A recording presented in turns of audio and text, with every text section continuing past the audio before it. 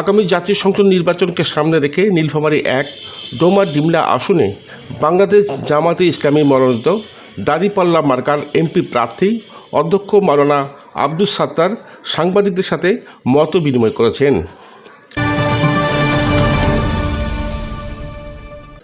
মঙ্গলবার 6 জানুয়ারি বেলা 12টায় Domar ideal academy হলরুমে এই অনুষ্ঠানের আয়োজন করা হয়।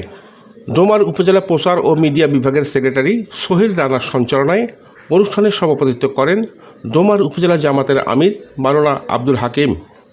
আন্দোলনের পর থেকে এ পর্যায়েই বাংলাদেশ একটি কল্যাণ রাষ্ট্রের দিকে এগিয়ে যাচ্ছে। তাই আমরা আশা করি সার্বিক দিক থেকে বাংলাদেশ জামায়াতে ইসলামী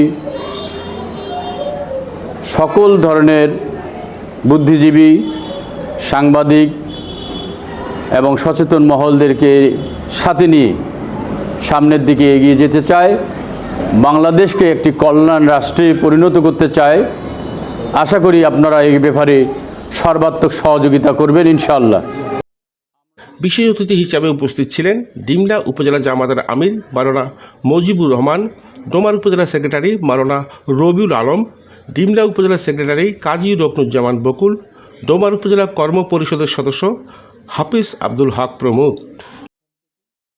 আপনার মেধা, যোগ্যতা, প্রজ্ঞা দিয়ে আপনি ওই পর্যায়ে লেখনী শক্তির মাধ্যমে বাংলাদেশের পক্ষে হয়, রাষ্ট্রের পক্ষে হয়, জাতির পক্ষে হয়, কোনো দলের না, কোনো ব্যক্তির না।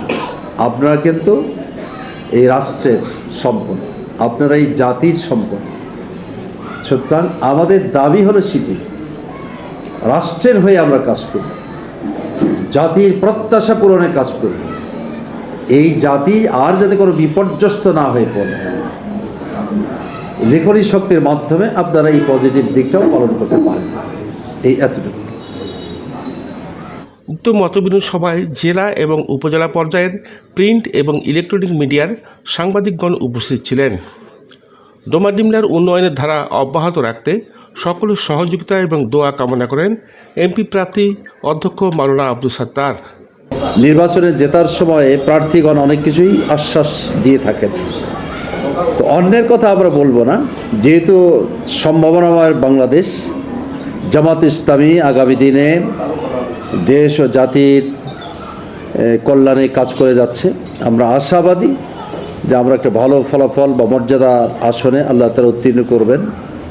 তাহলে দুর্নীতিমুক্ত সমাজ, রাষ্ট্র গড়ার অঙ্গীকার নিয়ে আমরা এই মাঠে নেমেছি। সম্ভব বাংলাদেশ একটি সুন্দরতম দেশ।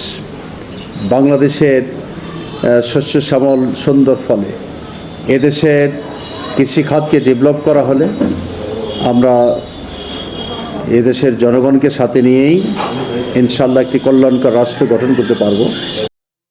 আনিসুর রহমান মানিক, সালকি নিউজ।